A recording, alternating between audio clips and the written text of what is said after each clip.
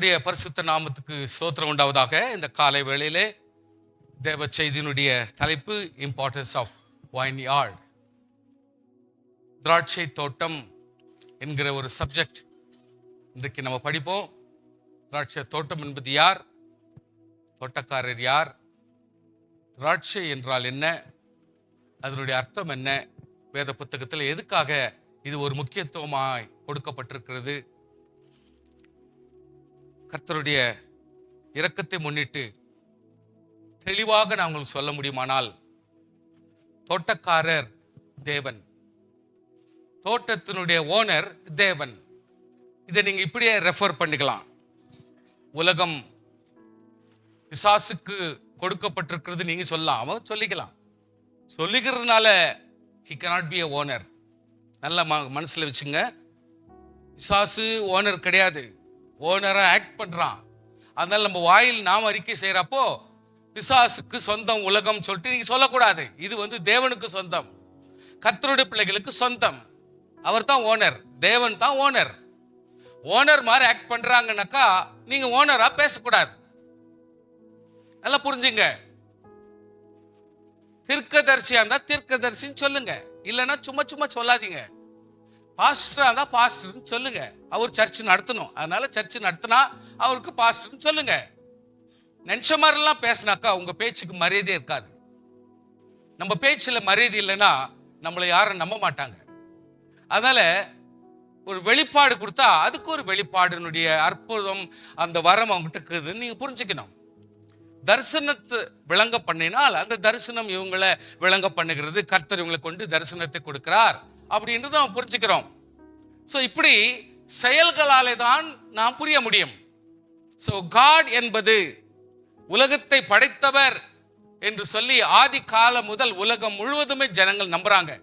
வித்தியாசமான பெயர்களை வச்சு அவங்க அதை அறிக்கையிடுறாங்க. எனிவே, நாம் தேவன் என்று பொதுவான பெயரை சொல்லுகிறபடினாலே, அந்த குறிப்பை சொல்லுகிறபடினாலே, உலகத்தினுடைய அதிபதி, உலகத்தை படைத்தவர், வானத்தை படைத்தவர் அவர்தான். இந்த பூமியை படைத்தார். அந்த பூமியை படைத்தவர் தான் எந்த ஒரு காரியத்திற்கும் ஓனரா இருக்க முடியும். இந்த இடத்துல ஒரு வைன் யார்ட் என்று சொன்னால் அது ஒரு ரெஃபரன்ஸ் பண்ணி நமக்கு ஒரு குறிப்பாக சொல்லப்படுகிறது. யார் இந்த வைன் யார்ட்? வைன் யார்ட் என்றால் யாரு? யார்ட் என்று சொன்னால் என்ன? வைன் என்று சொன்ன என்ன? இப்படி சில வித்தியாசங்களை நாம கொஞ்சம் புரிஞ்சுக்கினா நம்ம அதுக்கேற்ற போல நம்ம கொஞ்சம் பலப்படுறதுக்கு ஒரு வாய்ப்பு இருக்குது. அதாவது வைன் என்று சொல்லும் பொழுது ஆண்டவராகிய கர்த்தர் உலகத்திலே சிரேஷ்டமான கனிகளிலே ஒன்று. சோ ஆண்டவராகிய கர்த்தர் இந்த இடத்துல பேசும் பொழுது விசுவாசிகளை குறித்தும், ரட்சிக்கப்பட்டவர்களை குறித்தும், மனம் திரும்பினவர்களை குறித்தும், மனவாட்டி சபை குறித்தும் கர்த்தர் இந்த வைன் என்று சொல்லுகிற ஒரு அர்த்தம் ஒன்று உண்டாகிறது. வைன் என்று சொல்லும் பொழுது போஷாக்கு, பராமரிப்பு, ஒரு மனுஷனை தெளிவுபடுத்துகிறது, பலப்படுத்துகிறது, ஆரோக்கியப்படுத்துகிறது, பல மணி நேரங்களுக்கு நமக்கு சக்தியை கொடுக்கிற ஒன்று. இப்படி அந்த வைனுடைய ஆச்சரியமான விளக்கங்கள் கொடுக்கப்படலாம். சோ தெளிவாக உங்களுக்கு சொல்ல போனால், கிங் ஆஃப் ஃப்ரூட்ஸ் சொல்லிட்டு பழங்களுடைய ராஜாக்கள், பழங்களுடைய ராஜாக்கள் என்று எடுத்துக்கினா, you can go for olive. Number 2 grapes. Number 3 pomegranate. Number 4 fig. இதுக்கு மேல நீங்க எது வேணாலும் நீங்க ஆட் பண்ணீங்க. ஆனால் வேதத்தில் அதிகமாக பேசப்பட்ட, வேதத்தில் அதிகமாக குறிப்பாய் சொல்லப்பட்ட, வேதத்தில் அத்தியாவசியம் என்று சொல்லப்படுகிற இம்பார்ட்டன்ஸ், அதுக்கு முக்கியத்துவத்தை கொடுத்து சொல்லப்பட்ட ஃப்ரூட்ஸ் இந்த 4 நீங்கள் கணக்கில் வைத்துக் கொள்ளலாம். ஓலிவ் என்று சொல்லும் பொழுது 1% கூட கொழுப்பு இல்லாத ஒன்று. 1% கூட அந்த ஒரிஜினல் ஒலிவ்ல கொழுப்பு இருக்காது. சோ எந்த ஒரு காரியத்துக்கும், ஒரு மனுஷன் எந்த ஒரு காரியத்துக்கும் அதை தாராளமாய் குடிக்கவும் செய்யலாம், சமைக்கவும் செய்யலாம், தலையிலையும் போட்டுக்கலாம். ஏன்னா அபிஷேகத்துக்கு பயன்படுத்தினாங்க அந்த காலத்துல. ஏன்னா அப்படிப்பட்ட ஒரு எண்ணெய், ஒரிஜினல் எண்ணெய் மட்டும்தான் நான் பேசிக்கிறேன். இரண்டாவது கிரேப்ஸ் என்று சொல்லப்படுகிறது. ஆண்டவர் இதை உலகத்திலே எந்த மனுஷன் எதை செய்ய முடியாவிட்டாலும் ஒரு கிளாஸ் கிரேப்ஸ் ஃப்ரெஷ்ஷா செய்யப்பட்ட ஒன்றை குடித்து விட்டால் 2 நாளைக்கு அவன் சாப்பாடு இல்லாவிட்டாலும் அவன் தாங்க முடியும். பட் அதே நீங்க மாங்காவை கம்பேர் பண்ணாதீங்க. அது கொழுப்பு சத்துவம் நிறைந்தது, அதுல போஷாக்கு நிறைந்தது. அது 2 நாளும் சாப்பிட முடியாம வெறும் அதை மட்டும் சாப்பிட்டாலும் கூட சாப்பாட்டுக்கு ஈக்குவலன்ட் ஆயிடலாம். ஆனால் ஃபேட்னஸ் கேரண்டி கொடுக்க முடியாது. அதனால கிரேப்ஸ் எந்த காலத்திலுமே பயன்படுத்தத்தக்கதான ஒரு யூஸ்ஃபுல்லான ரெஃப்ரெஷிங் சுகப்படுத்துகிற, ஆரோக்கியப்படுத்துகிற ஒரு பழங்களிலே இது ஒன்று. சரியானபடி அதை பயன்படுத்தினால் நிச்சயமாகவே சரீரத்திற்கு ஆரோக்கியம் உண்டாகும், பல நோய்களை நீக்கிவிடும் என்பதை நீங்கள் மனசில் கொள்ளுங்கள். பொமோகிரானேட் என்று சொல்வது உலகத்திலே ஒரு அதிசயமான ஒரு பொருள். எந்த ஒரு வளர்ச்சி அடைந்த ஒரு பொமோகிரானேட் 400 சில்லற ஒரு சொலைகள் கொண்ட ஒன்று. சின்னதா இருந்தா சொல்ல முடியாத வளர்ச்சியான சரியான வளர்ச்சி உள்ளது 400 சில்லற சொலைகள் இருக்கிறதுக்கு ஒரு அர்த்தம் உண்டு. மோரோவர் இந்த பொமோகிரானேட் என்றது குடும்பத்தை வர்ணிக்கிற ஒரு பழம், குடும்பத்தினுடைய ஐக்கியத்தை வர்ணிக்கிற ஒரு பழம், குடும்பங்களுடைய அதாவது புஷ்டியையும் ஆசீர்வாதத்தையும் மேம்பாடையும் ஒற்றுமையும் அதாவது ஒருமையும், இப்ப வாஸ்து சங்கீதம் 128 அந்த மாதிரி ஒரு பந்தத்தையும் ஒன்றாய் சேர்ந்து வளர்கிறதையும் கூட்டணியையும் ஒரு ஒன்று சேர்ந்து வாழ்கிற ஒரு வாழ்க்கைக்கு அர்த்தம் உள்ள ஒரு பழம் என்று சொன்னால் அது பொமோகிரானேட். ஒவ்வொரு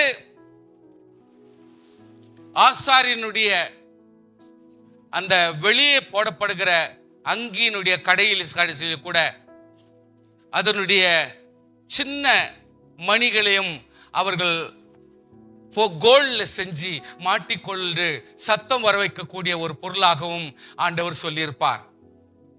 சோ கர்த்தருடைய பிள்ளைகளுடைய வாழ்க்கையில இந்த பொமோகிரானேட் ஒரு முக்கியமான அம்சம் கொண்டது. சரீர பிரகாரமாக நீங்கள் இந்த பொமோகிரானேட் மாசத்துக்கு ஒரு முறை 2 மாசத்துக்கு ஒரு முறை நீங்க சாப்பிடுவீரானால் ரத்தம் சுத்திகரிக்கப்படும். ரத்தங்களிலே வித்தியாசங்கள், ரத்தங்களிலே ஏதாவது பாதிப்பு, ரத்தங்களிலே ஏதாவது வித்தியாசமான நோய்களோ அல்லது ஏதாவது ரத்தம் கட்டி இருக்கிற ஒரு சூழ்நிலை இருந்தாலோ நீங்கள் பொமோகிரானேட் ரெகுலராகவே ஓரளவுக்கு சாப்பிட முடிந்தால் உங்களுடைய ரத்தம் தானாகவே சுத்திகரித்துக் கொள்ளப்படும். சோ இதெல்லாம் ஒரு அர்த்தமுள்ள ஒரு பழங்கள். ஸ்பெஷலா ஃபிக் ட்ரீ, அத்திப்பழம். அத்திப்பழம் என்பது மிக மிக முக்கியமான ஒன்று. இந்த அத்திப்பழம் எப்பொழுதுமே ஒரு மனுஷனை பலமுள்ளவனாக ஆக்கிவிடும். அத்திப்பழம் எப்பொழுதுமே ஒரு மனுஷனை மறுபடியும் உற்சாகத்தை ஊட்டுகிற ஒரு எழுப்புதலை கொடுக்கிற ஒரு பழமாக இருக்கும். அந்த பழம் எப்பொழுதுமே ஆல்ரவுண்ட் சுகத்தை கொடுக்கிறதாகவும் இருக்கும். அது பர்டிகுலர் டைம்ல மட்டும் வரும், அது கரெக்டா முடிஞ்சிடும். கர்த்தருடைய பிள்ளை ஆலிவ்ஸ் அப்படி கிடையாது. அது மறுபடியும் கூட அது கல்டிவேஷன் பண்ணலாம், அது மறுபடியும் லாங்ல பண்ணலாம். பொமோகிரானேட் கூட இந்த காலத்துல பண்றாங்க. ஸ்பெஷலி ஆலிவ்னுடைய பிரிசர்வேட்டிவ் எந்த காலத்துக்கும் கெடாமல் வைத்து அதை பயன்படுத்த முடியும், எண்ணெயாக பயன்படுத்த முடியும், காயாக பயன்படுத்த முடியும். மற்றபடி எந்த விதத்திலும் அதற்கு ஒரு பயனாக முழுசுமை யூஸ் பண்ணப்படும். இலைகளும் அவிழ்தத்திற்கும் நோய்க்கும் யூஸ் பண்ணப்படும். கிரேப்ஸ் அது போல டிரைவ் பண்ணி எத்தனை காலத்துக்கும் நீங்கள் பயன்படுத்துகிறதுக்கு வாய்ப்புகளை கொடுக்கும். அதே பலனை நமக்கு கொடுத்துவிடும். விக்டரியும் அதே போலதான் நமக்கு எந்த காலத்தில், அதாவது உங்களுடைய பரிசுத்த பழைய ஏற்பாட்டினுடைய புத்தகங்களை நீங்கள் வாசித்தால், பல சரித்திரங்களை படிக்கும் பொழுது, பல சரித்திரங்களை வாசிக்கும் பொழுது, சில நேரத்தில் ட்ரை ஃப்ரூட்ஸ் கேரி பண்ணுவாங்க. ட்ரை ஃப்ரூட்ஸ் அபிகாயில் கொடுத்து அனுப்புனாங்க. ட்ரை ஃப்ரூட்ஸ் இவருக்கு கிஃப்டா கொடுத்தாங்க. இன்றைக்கு கூட நீங்க டெல்லி நார்த் பகுதியில் நீங்க போனால் அவங்க மேக்சிமம் ட்ரை ஃப்ரூட்ஸ் தான் கிஃப்டா கொடுப்பாங்க. ஏன்னா உலர்ந்து போனாலும் காய்ந்து போனாலும் உன்னோட மேன்மை குறையாது. உலர்ந்து போனாலும் காய்ந்து போனாலும் உன்னுடைய அன்பு குறையாது. கர்த்தருடைய பிள்ளைகள் இப்படிப்பட்ட சில மேன்மையான காரியங்களை கற்றுக்கொண்டு ஆதி காலங்களில் ஏன் கர்த்தருடைய, இன்னைக்காவது நமக்கு டிரான்ஸ்போர்டேஷன் இருக்குது, இன்னைக்காவது போயிட்டு கடையில் எதனா வாங்கிட்டு வந்து கொடுக்கலாம். ஆனா ஆதி காலங்கள் அப்படி கிடையாது. இப்படிப்பட்ட காரியங்களை முக்கியமாக அவர்கள் தங்களுடைய தோட்டத்தில் ஏதாவது ஒரு ஓலிவ் சைடு பார்க்ல போட்டே போடுவாங்க, ஒரு ஃபிக் ட்ரீ ஒன் போட்டே போடுவாங்க, கிரேப்ஸ் கொஞ்சமாவது போட்டே வைக்குவாங்க, போமோகிரானேட் கொஞ்சமாவது ஒரு இடத்துல போட்டுருவாங்க. ஏன்னா இவெல்லாம் வாழ்க்கையின் முக்கிய சரீரத்திற்கு தேவைப்பட்ட முக்கியமான பழங்களில் ஒன்றா இருக்கு. அப்படின்னாலே அத்தியாவசியமான ஒன்று கடையில கிடைக்காவிட்டாலும் நாம் பயன்படுத்த, வில்லேஜும் நகரமும் பல மைல் தூரம் இருந்தபடினாலே அவங்களுக்கு இதுதான் ஒரு பாசிட்டிவாக வச்சிருந்தாங்க. பிள்ளைகளுக்கும் மகள் திருமணமாகி போனா அவங்களுக்கு மூட்டையா இவைகளை கொடுத்து அனுப்புறது வழக்கம். அவர்களுக்கு, அதாவது தன்னுடைய பிள்ளை மாத்திரம் இல்ல, போற வீட்டுக்கும் சுபிக்ஷமாகும்படி அவர்கள் இவையெல்லாம் பயன்படுத்துவாங்க. இது ஒரு பொக்கிஷமாக பயன்படுத்தும். அதாவது கேஷ் கிராப்ஸ் எப்படி ஆனாலும், சில காலங்களுக்கு முன்பே நம்ம எல்லாம் படித்திருக்கிறோம், வெங்காயம் கெட்டு போகாது, பணம் கொடுத்துரும் என்ன இப்படி இருந்தாலும். உருளைக்கிழங்கு கெட்டு போகாது, எப்படி இருந்தாலும் அது பணத்தை கொடுத்துரும். ஆனால் நிறைய பேர் விளைவிச்சிட்டா அந்த உருளைக்கிழங்கு கூட விலை நமக்கு கிடைக்கிறது இல்லை. வெங்காயம் கூட ஃபாரின் எக்ஸ்போர்ட் பண்ணலன்னா தான் நமக்கு அந்த வெங்காயம் கிடைக்குது, இல்லைன்னா ஃபாரின் எக்ஸ்போர்ட் ஆகுறதால இங்க எல்லாம் கிடைக்காது. சோ கர்த்தருடைய பிள்ளை, இந்த கேஷ் கிராப்ஸ் அப்படின்னு சொல்லப்படுது நம்ம பேசுறோம். ஆனா ஆதி காலங்களிலே இன்னைக்கு நம்ம நினைக்கிற மாதிரி அவங்க வாழ முடியாது. ஏன்னா அவங்க ரொம்ப தூரங்கள்ல வாழ்ந்தாங்க. அவங்களுக்கு வசதி கிடையாது, ஒரு ஷாப்ல போய் இதெல்லாம் கிடைக்கிற பொருள் இல்லை. அதனால தங்களுடைய வாழ்க்கையில, தன்னுடைய குடும்பத்துல வச்சிருக்கிற தோட்டத்துல இப்படிப்பட்ட அத்தியாவசியமான, இப்ப கூட நீங்க வில்லேஜஸ் நீங்க போங்க, பர்டிகுலரா ஒரு தோரம்பருப்பு தோட்டம்னு போட மாட்டாங்க. அந்த ஒவ்வொரு தோட்டத்தினுடைய ஓரத்துல அந்த ஓரத்துங்களை போட்டு விட்டுருவாங்க. அது பாட்டுக்கு வளைஞ்சு போயிடும், மரம் மாதிரி நின்றுடும். அது ஒரு 4 feet, அதாவது ஒரு 10 feet அளவுக்கு கூட அந்த பருப்பு, நம்ம சாப்பிடுற பருப்பு நிக்குதும். அந்த செடிகளை அறுத்தாலே போதும், அந்த வருஷத்துக்கு வேண்டிய பருப்பு அவங்க சேமிச்சு, அது என்னவோ ஒரு மாவு, அதாவது ஒரு மண்ணை போட்டு நல்லா அதுக்கு பங்குபடுத்தி அதை ஒரு மூட்டையில, அதாவது சணல் மூட்டை அதுல போட்டு அவங்க வச்சிடறாங்க, பத்திரப்படுத்துறாங்க. அதனால கெடவே கிடாது, வாழ்க்கை முழுவதும் அவங்க பருப்பு சாப்பிட்டுக்க முடியும். அந்த மாதிரி இந்த ஒலிவ எண்ணெயும் இந்த ஃபிக் ட்ரீயும் போமோகிரானேட்டும் இதெல்லாம் தம்முடைய வெறுப்புங்க ஓரத்திலையும் கொஞ்சம் இடத்துல கொஞ்சம் போட்டு யூஸ் பண்றதுக்காக போட்டுக்கொள்கிற விஷயங்கள் அப்படிப்பட்டதான் பயன்படுத்தினாங்க. சோ இது அத்தியாவசியமான ஒரு பொருளும் ஒரு மனுஷனுக்கு தேவைப்பட்ட ஒரு பொருளுமாய் காணப்பட்டது. இன்றைக்கு ஆண்டவராகிய கர்த்தர் இந்த இடத்துல சொல்லப்படுகிற கிரேப்ஸ் பத்தி நான் சொல்லி இருக்கிறேன். வெறும் கிரேப்ஸ் சொல்லிட்டா மத்ததெல்லாம் என்ன அப்படின்னு கேட்கலனால தான் இவ்வளவு நேரம் உங்களுக்கு கொஞ்சம் எக்ஸ்பிளனேஷன் நான் கொடுத்தேன். இது வேத புத்தகங்கள் படிச்சதை வச்சுதான் உங்களோட நான் பேசுறேனே தவிர என் இஷ்டத்துக்கு நான் பேசுறது நியாயமா ஆகக்கூடாது அப்படின்றதுதான் என்னுடைய ஒரு முக்கியமான ஒரு கருத்து. நல்லா கவனிச்சுங்க. What is done unexpected from vineyard? ஒரு வைன்யார்ட் என்று சொன்னால் ஆண்டவர் அதற்கு என்ன செய்கிறார்? இரண்டாவது, என்னத்தை எதிர்பார்க்கிறார்? ஒரு இப்படிப்பட்ட வைன்யார்டுக்கு ஆண்டவர் எப்படிப்பட்ட ஒரு அமைப்பு தேவை, எப்படிப்பட்ட ஆயத்தம் தேவை, எப்படிப்பட்ட ஆசீர்வாதம் தேவை என்பதை சொல்றாரு. என்ன எதிர்பார்க்கப்படுகிறது என்று சொல்கிறார். இங்க படிக்கிறோம், ஏசாயா 5ஆம் அதிகாரம் 1-2 வசனங்களை வாசிக்கிறோம். இப்பொழுது நான் என் நேசரிடத்தில் அவருடைய திராட்சத்தை குறித்து என் நேசருக்கு ஏற்ற ஒரு பாட்டை பாடுவேன். என்னன்னா, என் நேசருக்கு மகா செழிப்பான மேட்டிலே ஒரு திராட்சை தோட்டம் உண்டு.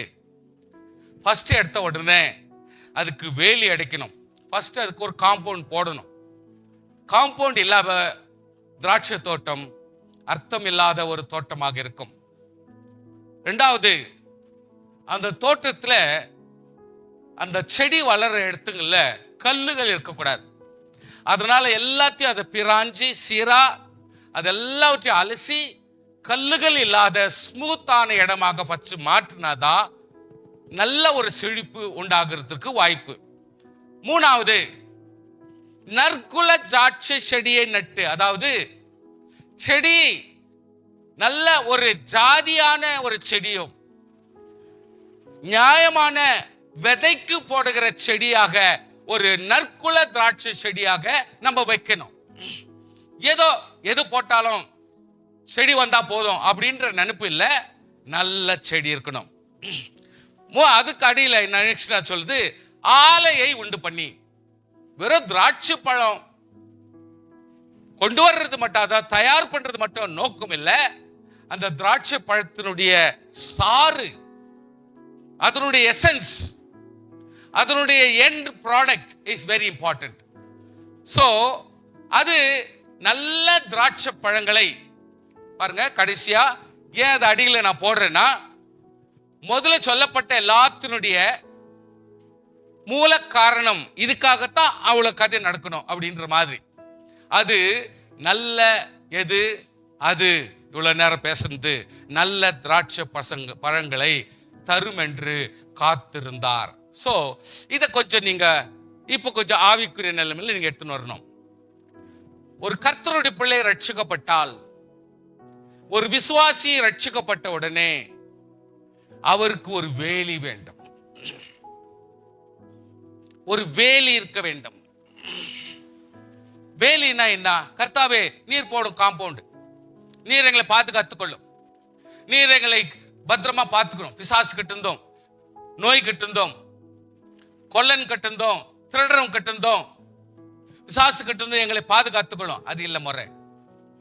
நம்ம வேலி அடைக்கும்படியான சூழ்நிலையை கிரியேட் பண்ணும். அதாவது பாவத்திலிருந்து விடுபட்டு, அசுத்தங்களில் விடப்பட்டு, அநியாயத்தை ஒதுக்கி, நீதியானவைகளை பின்பற்றி, தகாதவைகளை யோசிக்காமல், சமக்கு சம்பந்தப்படாததில் ஈடுபடாமல், தனக்கு குறிக்கப்பட்ட காரியங்களிலே நாம் கவனமாய் இருந்து, ஆண்டவர் சொல்லுகிற கொள்கையிலும் லாஸ் அண்ட் அந்த சொல்லப்படுகிற காரியங்களை நம்ம கீழ்ப்படிந்து அந்த பரிசுத்தமாய் வாழ்கிற இந்த காரியம்தான் நம்முடைய வாழ்க்கையில வேலின்றதுக்கு அர்த்தமா இருக்க முடியும். நம்ம செய்யறதெல்லாம் செஞ்சுவிட்டு, கர்த்தாவே என்னை பாதுகாத்துக் கொள்ளும், ஆண்டவரே என்னை பத்திரப்படுத்தும், ஆண்டவரே எனக்கு வேலையாயிரம், இது கொஞ்சம் கூட நியாயம் கிடையாது. கர்த்தருடைய பிள்ளைகள் தனக்கு கொடுத்த ரட்சிப்பை தான் காப்பாற்றிக் கொள்ள வேண்டும். ஸ்தோத்திரம், ஹல்லேலூயா. ஆண்டவர் எனக்கு கொடுத்த அந்த பரிசுத்த பேப்டிசம் நம்ம காப்பாற்றிக் கொள்ள வேண்டும், அபிஷேகம் காப்பாற்றிக் கொள்ள வேண்டும், ஆண்டவர் கொடுத்த மகிமை காப்பாற்றிக் கொள்ள வேண்டும், அவர் கொடுத்த சொப்பனம் காப்பாற்றிக் கொள்ள வேண்டும். கடைசி நாட்கள் மாமிசமான யாவர் மேலும் என் ஆவியை ஊற்றுவேன், அந்த ஆவியை காப்பாற்றிக் கொள்ள வேண்டும். இப்படி ஒவ்வொன்றுக்கும் நாம் உத்தரவாதம் உள்ளவர்களா இருந்தால் மட்டுமே ஆண்டவர் ஆட்டோமேட்டிக்கா நமக்கு காம்பவுண்டாக இருப்பார். ஸ்தோத்திரம், ஹல்லேலூயா. வேலி அடிக்கிறது ஆட்டோமேட்டிக்கா வரும். நெக்ஸ்ட் அதில் உள்ள கற்களை பொறுக்கணும். கர்த்தருடைய பிள்ளைகளே, கல்லான இதயம், இரக்கமில்லாத நிலைமை, சமாதானம் கொடுக்காதது, இவ்வளோ வருஷம் குடும்பத்தில் இருந்தா கூட தாயே மன்னிக்கிறதுல சில பேர் ரோப்பா பேசி நிற்பாங்க, தந்தையே மரியாதை கொடுக்கறது இல்லை. That means he is not respecting father. குடும்பத்துக்கு சகோதரியை மதிக்கிறது இல்லை, அவர் என்னோட கூட பிறந்த சகோதரி என்ற மரியாதை கூட இருக்கிறது இல்லை. தன்னுடைய வாழ்க்கையில குடும்பம் என்கிற ஒரு அற்புதமான தோட்டத்தில் என்னை வைத்திருக்கிறார், நான் ஒரு கல்லாக இருக்கக்கூடாது, கல்லான எண்ணமா இருக்கக்கூடாது, கல்லான இதயம் நம்ம கிட்ட இருக்கக்கூடாது.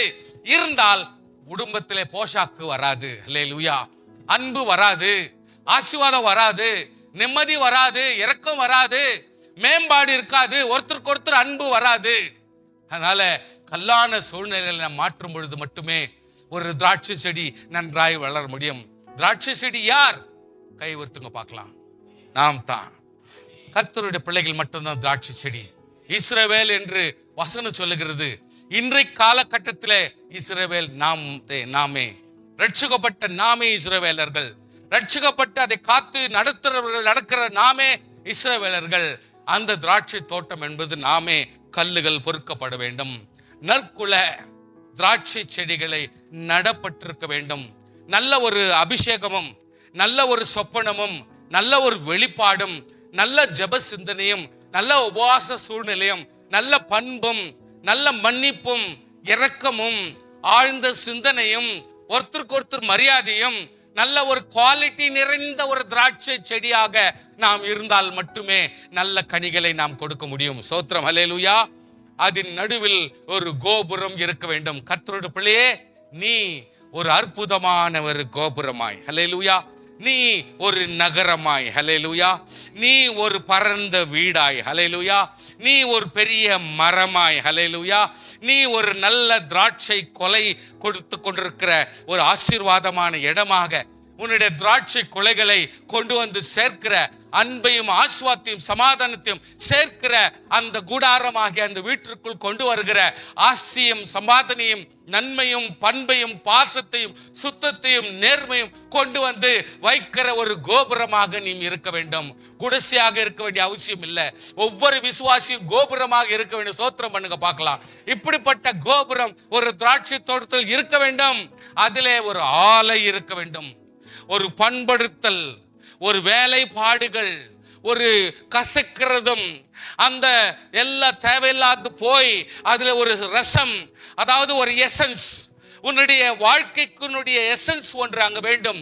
உன்னுடைய வாழ்க்கையினுடைய எல்லா கிரைண்டிங்க்கு பின்னாடியும் ஒரு அருமையான ரசம் ஒன்று, ஒரு அற்புதமான எண்ணம், அற்புதமான ஒரு நோக்கம், அற்புதமான வார்த்தை, அற்புதமான ஒரு நல்ல வாழ்க்கை ஒரு மனுஷன் பார்க்க வேண்டும். வெறும் திராட்சை பழத்தை பார்க்கறது இல்ல சந்தோஷம், திராட்சை ரசத்தினுடைய அற்புதமான டேஸ்ட்டை பார்க்கும் பொழுது மட்டும்தான் நாம் திராட்சை பழத்தினுடைய விளைவை நாம் பார்க்க முடியும். கர்த்தருடைய பிள்ளையே, அது ஆஃப்டர் கிரைண்டிங், பல பிரச்சனைகள் ஊடாய், பல மெஷின் ஊடாய், பல வேதனைகள் ஊடாய், பல சுருக்கங்கள் ஊடாய் கடந்து சென்று கடைசியில் அருமையான திராட்சை செடியை, திராட்சை பழத்தின் சாறுகளை கொண்டு வரும் பொழுது அதை குடிக்கும், அதுதான் நேசராகிய கர்த்தர் எதிர்பார்க்கிறார்.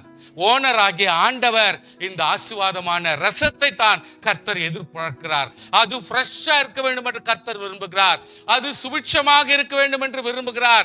அது உலர்த்தப்பட்டால் பல வருஷங்களுக்கு கூட அதை பயன்படுத்துகிற அளவுக்கு ஆண்டவர் அதை மாற்ற முடியும். உன்னை பிரயோஜனமுள்ள ஒரு திராட்சை செடியாய், திராட்சை பழமாய், திராட்சை ஜூஸாய் இருக்க கர்த்தர் விரும்புகிறார். அது நீயே அந்த திராட்சை ரசம். கர்த்தருக்கு ஸ்தோத்திரம் பண்ணுங்க பார்க்கலாம். சுவாசியே, அந்த நல்ல திராட்சை பழங்களை தரும் என்று ஆண்டவர் நம்மை நோக்கி காத்திருக்கிறார். சுவாசிகளே, ஆண்டவருக்கு நம்ம துரோகம் பண்ணக்கூடாது. தப்பு நடக்குது, மறுபடியும் கர்த்தருக்குள்ள போயிடலாம். மிஸ்டேக்ஸ் நடக்குது, நம்ம கர்த்தருடைய சமூகத்துல போயிடலாம். நம்முடைய வாழ்க்கையில ஏதோ தடுமாற்றம் நடக்குது, நோ வரி. கர்த்தருடைய மறுபடியும் கர்த்தர் சமூகத்தை கொண்டு வருகிறார். அவர் சீர்படுத்துகிறார். தெரிஞ்சு நம்ம தப்பு பண்ணக்கூடாது. தப்பு செய்யாது இருந்து பாருங்க. தேவன் எலியாவை கொண்டு போனது போல அவர் உன்னை கொண்டு போவார். மோசையை கொண்டு போனது போல அவர் கொண்டு போவார். ஹல்லேலூயா. ஆபிரகாமை கொண்டு போனது போல கர்த்தர் உன்னை கொண்டு போவார். புதிய ஏற்பாட்டிலே கர்த்தர் எத்தனையோ பரிசுத்தவான்களை அப்படிதான், ஹல்லேலூயா, ஆண்டவர் எத்தனையோ பரிசுத்தவான்களை கொண்டு போனார். அப்படியே கர்த்தர் நம்மையும் கொண்டு போவார். அவர்கள் கரங்களை தட்டி தேவனை ஸ்தோத்திரம் பண்ணுங்க. ஹல்லேலூயா. ஓரளவுக்கு திராட்சை என்பது ஓரளவுக்கு உங்க புரிந்திருக்கும் நான் நம்புகிறேன். நான் இப்போ திராட்சை தோட்டத்தை குறித்ததான ஒரு வெளிப்பாடு யோவான் 15ஆம் அதிகாரம் அதனுடைய ரெவலேஷன் எப்படி இருக்கும், என்ன எப்படின்னு சொல்லிட்டு அதுல இருக்குது. நான் மெய்யான திராட்சை செடி, என் பிதா தோட்டக்காரர். என்னில் கனி கொடுக்காத கொடி எதுவோ அவர் அறுத்து போடுறார். தேவையில்லாதெல்லாம் பொறுக்கி போடுறதுல அதையும் கர்த்தர் கனி கொடாதது கூட பொறிச்சு போட்டுறார். கனி கொடுக்கிற கொடி, கனி கொடுக்கிற கொடி. பாருங்க, அந்த இடத்துல திராட்சை தோட்டம் அப்படின்னு நான் சொல்லும் பொழுது அது ஒரு India is very good country அப்படின்னு சொன்னா, she is a better country, ஒரு நல்ல தேசம் அப்படின்னு ஒரு லேடியை குறிக்கிறது போல பேசுவோம். அது ஃபர்ஸ்ட் சொல்லப்பட்டது ஒரு மனவாட்டி சபையாக உன்னை திராட்சையாக கர்த்தர் பாவித்து சொன்ன ஒரு பாடம். அல்லேலூயா. இப்போ ஆண்டவர் என்னன்றாரு, நீ தனித்தவனாய் இல்ல, தேவன் அதுல இணைஞ்சிருக்கிறார். அது கொஞ்சம் நீ தனித்து செயல்பட்டா உன்னால முடியாதுன்னு ஆண்டவர் தெரியும். அதனால்தான் அவர் உனக்கு ஒரு வழிகாட்டியாக இருந்து உன்னுடைய பலனுக்கு ஒரு சம்பந்தப்பட்ட ஆளாக, ஊக்குவிக்கிற ஆளாக, உன்னை உற்சாகப்படுத்துற ஆளாக அவர் நிற்கிறார். அதுதான் இங்க சொல்றாங்க, என்னில் கனி கொடுக்கிற கொடி எதுவோ அந்த கொடி அது அதிக கனிகளை கொடுக்கும்படி அதை சுத்தம் பண்ணுகிறார். அல்லேலூயா. நம்மள கர்த்தர் அதிக பலனை, அதிக கனியை கொடுக்கும்படி நம்மை சுத்தம் பண்ணுகிறார். சுத்தம் பண்றதுக்கு நம்ம விட்டு கொடுக்க வேணும். அல்லேலூயா. கர்த்தாவே என்னை சுத்திகரியும், என்னை சரிப்படுத்தும். சிலர் கரெக்ஷன் பண்ணாலே கோவப்படுறாங்க. சீர்பனா ஒரு சின்ன கரெக்ஷன் பண்றதுக்குள்ளாமே அவங்க மூக்கு மேல கோவம் வருது. எப்படி அது ரட்சிக்கப்பட்டு இத்தனை வருஷம் ஆயிட்டா கூட நம்ம இப்படி இருந்தா எப்படி? ஆமேன். இப்ப இந்த புள்ளையே, நீ சின்ன பிள்ளை இல்லம்மா, உன்னை சொல்றேன்னு நினைச்சுக்காத. இந்த புள்ளையே ஒரு கரெக்ஷன் பண்ணா கோவப்பட்டுட்டா எப்படி விடுறோமா? விடுறீங்களா? சும்மா விட்டுருமா? பரவாயில்ல, சும்மா இரு. நான் திட்டி கூட நீ ஓகே மம்மி செய்யறேன்னு சொல்ல மாட்டேன்றீ அப்படின்னு கோவம் வருதுல உங்களுக்கு. அப்போ இந்த புள்ளிக்கும் அதே மாதிரி தானே வருது. அப்போ உங்களுக்கு மனசார நான் சொல்லியும் செய்யாமக்குதேன்ட்டு நீங்க சமாதானமா இல்லையே. அப்போ நம்மளாம் எப்படி இருக்கணும்? இப்போ பாஸ்டர் அசோக் ராஜ் தப்பு பண்ணா எத்தனை பேர் காரி துப்பணும்? யோசனை பண்ணுப்பார். சொல்லுங்க, துப்புலன்னா அவன் எப்படி கரெக்ஷன் ஆவான்? அப்போ பாருங்க, சில நேரத்துல ஆவியானவரே நம்மள கரெக்ஷன் பண்ணிடுறாரு. எப்படின்னா, கனி கொடுக்காத, அன்பு செலுத்தாத, பிரோஜனம் இல்லாத, யூஸ்லெஸ்ஸா இருக்கிற எந்த கொடி இருந்தாலும் ஆண்டவர் தூக்கி வெளியே போட்டுறாரு. பினிஷ். இதுல ஆப்ளிகேஷன்ஸ் கிடையாது. இதுல ஒருத்தருக்கு ஒருத்தர் இறக்கம் கிடையாது. ஏன்னா ஒருத்தர் நீ லீடரா இருந்தா இன்னொருத்தருக்கு நன்மையா இருக்கணும். நீர் ஒரு லீடர்ஷிப்ல இருந்தா பலருக்கு பிரோஜனமா இருக்கணும். இல்லாவிட்டால் ஆண்டவர் அதை தூக்கி போடுறதுதான் நியாயம். அப்படி நம்முடைய வாழ்க்கையில எத்தனையோ, அதாவது நம்முடைய ஒவ்வொரு லீடர்ஷிப்லயும் எத்தனையோ குறைகள் இருக்குது. இருந்தாலும் கர்த்தரை நம்ம மன்னித்து நம்ம நடத்தி கொண்டு போகிறார். ஸ்தோத்திரம் பண்ணுங்க பார்க்கலாம். கர்த்தருடைய பிள்ளையே, ஆண்டவராகிய கர்த்தர் கனி கொடுக்கிற கொடி, அதுதான் ஆண்டவருக்கு இஷ்டம். நல்ல கனி கொடுக்கணும், அன்பு செலுத்தணும், குடும்பத்தை பராமரிக்கணும், தான் ஒரு விசுவாசியா இருக்கணும், தான் ஒரு சகல காரியத்திலும் ஆண்டவர் நியமிச்ச காரியங்கள்ல நம்ம கரெக்டா இருந்தா தேவன் இன்னும் அதிக கனி கொடுக்கும்படி கர்த்தர் நம்மளை மாத்துகிறார். அதே நேரத்தில் 4வது வசனத்துல என்ன சொல்லுதுன்னா, என்னில் நிலைத்திருங்கள். அந்த கனி கொடுக்கிறதும் அதிக கனி கொடுக்கிறதும் ஆசீர்வாதமா இருக்கிறதும், ஏன்னா அவர் தான் செடி. அவர் நம்ம போஷாக் கொடுக்கிறாரு. சோத்திரம். ஹல்லேலூயா. நீ எல்லாத்தையும் பண்ணிடு சொல்ல ஆண்டவர். நம்ம வெறும் கொடிதான், செடியோட இணைஞ்சிருக்கிறோம், அவ்வளவுதான். நம்ம ஒண்ணும் பெரிய கிரியேட்டர் கிடையாது. நம்ம ஏதோ சிருஷ்டியா எல்லாத்தையும் பெரிய காரியம் பண்ணினில்ல. அவருடைய இணைஞ்சி நம்ம பலனை கொடுக்கணும், அவ்வளவுதான். அப்போ அதை நிலைச்சிருந்தா, என்னில் நிலைத்திருங்கள், அப்பொழுது நானும் உங்களில் நிலைத்திருப்பேன். கொடி செடியோடு இணைஞ்சிருந்தா, அப்போ செடியும் கொடியோடு இணைஞ்சிருக்கிற கதை தானே. ஆமேன். கொடியானது திராட்சை செடியில் நிலைத்திராவிட்டால் அது தானாய் கடி கொடுக்க மாட்டாதது போல நீங்களும் என்னில் நிலைத்திராவிட்டால் கனி கொடுக்க மாட்டீர்கள். That is what happens. பல நேரத்துல கனி கொடுக்கல, சில நேரத்துல மரியாதை போயிடுது, சில நேரத்துல மூஞ்சில் அடிக்கிறாங்க, சில நேரத்துல ஒரு மாதிரி பேசுறாங்க, ஒரு சில பேர் நம்ம மேல இஷ்டப்பட மாட்டேன்றாங்க, சில பேர் மூஞ்சி கொடுத்து பேசுறது இல்ல, சில பேர் நம்ம கவனம் கொடுக்கறது இல்ல, அல்லது சில பேர் இன்டைரக்டா நம்ம சீ போன்றாங்க. நம்ம புரிஞ்சுக்கணும், ஏதோ கனி என்னிடத்துல மிஸ்டேக் இருக்குது, ஏதோ என்னுடைய பேச்சில் மிஸ்டேக் இருக்குது, என்னுடைய செயலில் மிஸ்டேக் இருக்குது, என்னுடைய காரியங்களில் மிஸ்டேக் இருக்குது, அதனால தான் சில பேர் என்னை கவனம் கொடுக்கல. ஆனப்படினாலும் நான் கொஞ்சம் கவனமாக இருக்கணும், என்னுடைய செடியோடு நான் இணைஞ்சு இன்னும் சரிப்படணும் அப்படின்னு நம்ம புரிஞ்சுக்கணும். ஸ்தோத்திரம் பண்ணுங்க பார்க்கலாம். ஹல்லேலூயா. நானே ஜாட்சி செடி, நீங்கள் கொடி. ஒருவன் என்னிலும் நான் அவனிலும் நிலைத்திருந்தால் மிகுந்த கனிகளை கொடுப்பான். ஹல்லேலூயா. இதுதான் இவ்வளவு நேரம் படிச்ச பாடத்தினுடைய எசன்ஸ். ஸோ அதான் அதனுடைய விளைவு அங்க கொடுத்துட்றாங்க. இவ்வளோ நாம கொடியா இருந்தால், செடியோடு இணைஞ்சிருந்தா நம்ம மிகுந்த கனிகளை கொடுக்க முடியும். இன்னும் ஒரு இன்டைரக்டா பேசுறோம் பாருங்க. நம்மளுடைய ரட்சிப்பும் நம்முடைய கிறிஸ்துவ வாழ்க்கையும் கிறிஸ்துக்குள்ளாக நேர்மையாய் வாழ்ந்தால் நம்ம எல்லாம் சந்தோஷமாய் நீடிய ஆசீர்வாதத்தோடு நல்லா வாழ்வோம். சிம்பிள் வார்த்தை பாத்தீங்களா? இதுதான் நம்ம பேசுற பேச்சுக்கோ இங்க பேசுற பேச்சுக்கோ இருக்கிற வித்தியாசம். இவ்வளவுதான் கதை. எல்லாமே வித்தியாசம், மீனிங் எல்லாமே அங்கதான் இருக்குது. இதுல ஒரு பெரிய ரகசியம் ஒண்ணும் கிடையாது, பெரிய அதாவது தீரம் ஒண்ணும் கிடையாது அங்க கண்டுபிடிக்கிறதுக்கு. என்னை அல்லாமல் உங்களால் ஒன்றும் செய்யக்கூடாது. முடியல, ட்ரை பண்றோம், முடியல, எவ்வளோ பார்க்கிறோம், முடியல.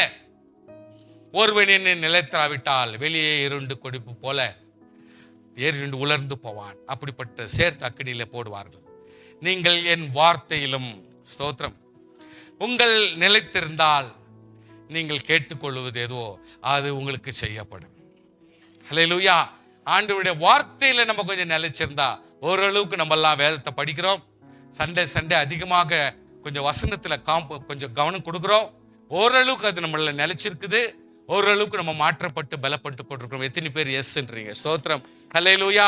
அப்படி ஆனால் நம்ம மிகுந்த கனிகளை கொடுக்கிறோம், மிகுந்த கனிகளை கொடுக்கிறோம், கொடுப்போம். ஸ்தோத்திரம் உண்டாவதாக. ஹல்லேலூயா. என் பிதா மகிமைப்படுவார். விசுவாசியே, நீ ஆவிக்குரிய விஷயத்திலும் சரீர பிரகார விஷயத்திலும் மிகுந்த கனி உள்ளவராய், மிகுந்த ஆவிக்குரிய ஆசீர்வாதம் உள்ளவராய் ஜீவிக்கிறபடினாலே இன்டைரக்டா தேவனை நீங்கள் மகிமைப்படுத்துகிறீர்கள். அங்க போய் யாருக்கும் அட்வர்டைஸ் பண்ண வேண்டிய அவசியம் இல்லை, நீங்க சாட்சி கொடுக்க வேண்டிய அவசியமும் கிடையாது. ஆண்டவர் உங்களை மேன்மையாக வைத்திருப்பார். பிதா என்னில் அன்பா இருக்கிறது போல நான் உங்கள் அன்பா இருக்கிறேன், என்னுடைய அன்பிலே நிலைத்திருங்கள். நான் என் பிதா கற்பனைகளை கை கொண்டு அவருடைய அன்பிலே நிற்கிற போல நீங்கள் என் கற்பனைகளை கை கொண்டிருந்தால் என்னுடைய அன்பிலே நிலைத்திருப்பீர்கள். நான் இப்ப பாருங்க, வார்த்தையில நிலைத்திருக்கணும், செடியோடு இணைஞ்சிருக்கணும். கொடியா செடியில இணைஞ்சிருந்தா இப்ப பாருங்க 11th verse என்ன சொல்றது? என்னுடைய சந்தோஷம். ஹல்லேலூயா. இப்ப சந்தோஷம்ன்றது மீனிங் வேணும்னா ஆண்டவருடைய சந்தோஷத்துல நீங்கள் நிலைத்திருக்கும்படிக்கு, உங்கள் சந்தோஷம் நிறைவாய் இருக்கும்படிக்கும் இவைகளை உங்களுக்கு சொன்னேன். ஹல்லேலூயா. சோ சந்தோஷம்ன்றது மீனிங்க கர்த்தர் கொடுக்கிறாரா, அந்த சந்தோஷம் நமக்குள் நிலைத்திருக்கவும் கர்த்தர் செய்வாராம். அதனால கர்த்தருடைய பிள்ளையே, நீ எடுக்கிற முயற்சி, உன்னுடைய பிரயாசம், நீ இவ்வளோ படுற ஒவ்வொரு செயலும் நீ பட்டா அதற்கேற்ற ஆசீர்வாதத்தையும் பணத்தையும் பொருளையும் தேவன் கூட்டி கொடுப்பார். அதனால் உனக்கு மன நிறைவையும் சமாதானத்தையும் சந்தோஷத்தையும் ஆண்டவனுக்கு கூட்டி கொடுக்க முடியும். சோ ஒரு தோட்டத்தை குறித்து தானே எப்படிப்பட்ட ஒரு நிலை, ஆவிக்குரிய நிலை நமக்கு தேவை என்பதை இந்த கான்செப்ட்ல படிக்கிறோம். சோ அதாவது நீதிமொழிகள் ஞானோக்திகளும் 3 அத்தியாயம் 9 வசனங்களில் இப்படி வாசிக்கிறோம் என்றால், உன் பொருளாலும் உன் எல்லா விளைவின் முதற் பலனாலும் கர்த்தரை கனம் பண்ணு, அப்பொழுது உன் களஞ்சியம் பூரணமாய் நிரம்பும். நீங்க தானியங்கள்லாம் ரொப்பி வைக்கிறீங்க பாருங்க, மூட்டை தானியங்கள்லாம் ரொப்பி வைக்கிறீங்க பாருங்க, அந்த பெரிய பொருள், அந்த பொருள் பூர்ணமாய் நிரம்பும். அதுல மற்ற எல்லா ஃப்ரூட்னுடைய விளைவு சொல்லாதபடி இங்க என்ன சொல்றாங்கன்னா, உன் ஆலைகளில் திராட்சை ரசம் புரண்டோடும்ன்றார். அப்போ அத்தியாவசியமான ஒரு மனுஷனுக்கு எது தேவை? திராட்சை தோட்டம், திராட்சை பழம். அத கிங் ஆஃப் ஃப்ரூட்ன்ற மாதிரி இந்த இடத்துல சொல்றாங்க. கிங் ஆஃப் ஃப்ரூட்ன்ற மாதிரி சொல்றாங்க. திராட்சை போல அது அவ்வளோ, அதாவது கானான் தேசத்துக்கு போயிட்டு வர்றப்போ ஒரு கம்பு 2 பேர் பிடிச்சுக்கின்னு அந்த திராட்சை கொலைய மாட்டி தூக்கின்னு வராங்களாம். எப்படி யோசித்து பார்த்தாலும் தலை கெட்டல. அது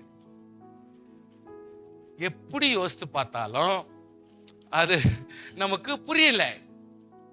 அந்த போட்டோவும் நம்ம கிட்ட இல்ல. போட்டாலும் அதுக்கு தப்பா தான் இருக்கும்னு நினைக்கிறேன். சோ நிறைவுன்றது, பலன்ன்றது, இப்ப நம்ம பார்க்கிற திராட்சையை பார்த்து பார்த்து சலிச்சு போன நீங்க கம்புல மாட்டி தூக்கின்னு வரணும். ஒரு கயிறு ஒன்னொன்னுல கயிறு போட்டு, ஒன்னொன்னுல கயிறு போட்டு, ஒரு 500 கொலையை போட்டு ஒரு கயிறுல கட்டி தூக்கின்னு வர்றாங்க. அப்படி சொன்னா மீனிங்லெஸ். ஆனா அங்க சொல்ற கதை ஒரு திராட்சை கொலையோ 2 திராட்சை கொலையோ எனக்கு தெரியல. ஆனால் கானான் தேசத்துல விளையிற ஆசீர்வாதங்களை கர்த்தர் 100 மடங்காக அந்த இடத்துல சித்தரிக்கிறாங்க. அதுல சித்தரிக்கிறாங்க. எக்ஸாஜுரேட்டிங் அப்படின்னு சொல்றது கூட தப்பு தான். புரியுதுங்களா? அது கூட தப்பு தான். மிகைப்படுத்துறாங்க அப்படின்றது தப்பு தான். ஆண்டவர் கானான் தேசத்தினுடைய ஆசீர்வாதத்தை விளக்கும் பொழுது நம்ம பார்க்கிற ஒரு திராட்சை கொலை 100 மடங்கு பெருசா இருந்தால் எப்படி இருக்கும்? ஒரு பால் அந்த தேசத்தில் வருகிற அந்த மாடுகளுடைய விளைவு நம்ம பார்க்கிறது 1 லிட்டர் ஒரு பொருளா இருந்தா பார்த்தால அது 100 மடங்காய் பால் பார்த்தா அது எவ்வளவு யூஸ் இல்லாம வேஸ்டாவே போயிடுமோ அந்த அளவுக்கு ஆண்டவர் அங்கு விளைகிற ஆசீர்வாதங்களை கர்த்தர் விவரிச்சு சொல்லுகிறார். தட் மீன்ஸ் ஏதேன் தோட்டத்துல கர்த்தர் நமக்காய் வச்சிருந்த ஒவ்வொரு பழங்களும் எப்படிப்பட்டதா இருந்திருக்கும். அதாவது இன்றைக்கு ஒவ்வொரு பழத்துக்கும் இன்றைக்கு விலை கூடுறதுக்காக ஒரு விலையை போட்டு ஒன்னொன்னுத்துக்கு ஒரு வியாதி போட்டு சொல்றாங்க. அவ்வளவுதான் நம்ம கண்டுக்கிறோம், சாப்பிடுறோம், என்ன ஆகுது நமக்கு தெரியாது. என்ன கெமிக்கல் ரியாக்ஷன், அது உள்ள வர்ற கெமிக்கல்ஸ் என்னன்றது நமக்கு புரியல. ஆனால் ஒண்ணு மட்டும் நிச்சயம் சார், கர்த்தர் உன்னுடைய விளைச்சலை, நீ எடுக்கிற எல்லா முயற்சியினுடைய ஆசீர்வாதத்தை விளைய செய்கிறவர் கர்த்தர். அவர் அதனுடைய பலனை நமக்கு கண்டிப்பாய் கொடுப்பார். அது மட்டும் நிஜம். அதனால நீங்கள் எடுக்கிற ஒவ்வொரு முயற்சி, ஒவ்வொரு ஜெபம் வேஸ்டா போயிடாது சார், வேஸ்டா போயிடாது. அன்னைக்கு ஜெபம் பண்ண யூஸே இல்லை நீங்க சொல்ல முடியாது. அன்னைக்கு உபவாசத்தை யூஸ் இல்லை நீ சொல்ல முடியாது. ஒவ்வொன்றுத்துக்கும் கர்த்தர் பலனை வச்சிருக்கிறார். ஒவ்வொன்றுத்துக்கும் நீ செய்கிற ஒவ்வொரு ஆக்ஷனுக்கும் there is a godly reaction. அதை நீங்க புரிஞ்சுக்கணும் அப்படி என்பதை உங்களுக்கு ஞாபகப்படுத்துகிறேன். Now let me go into the instruction. ஒரு வைன் யார்டுக்கு என்ன இன்ஸ்ட்ரக்ஷன் வேணும்? நீங்கள் என்னை தெரிந்து கொள்ளவில்லை, நம்ம தெரிஞ்சுக்கல, கர்த்தர் தான் தெரிஞ்சுக்கினார். ஸ்தோத்திரம். 2வது, நீங்க நாமத்தில் பிதாவை கேட்டுக்கொள்வதோ அதை அவர் கொடுக்கிறார். நெக்ஸ்ட், நம்ம போய் கனி கொடுக்கணும், அந்த கனியில நிலைச்சிருக்கணும். இதான் கர்த்தர் விரும்புகிறார்.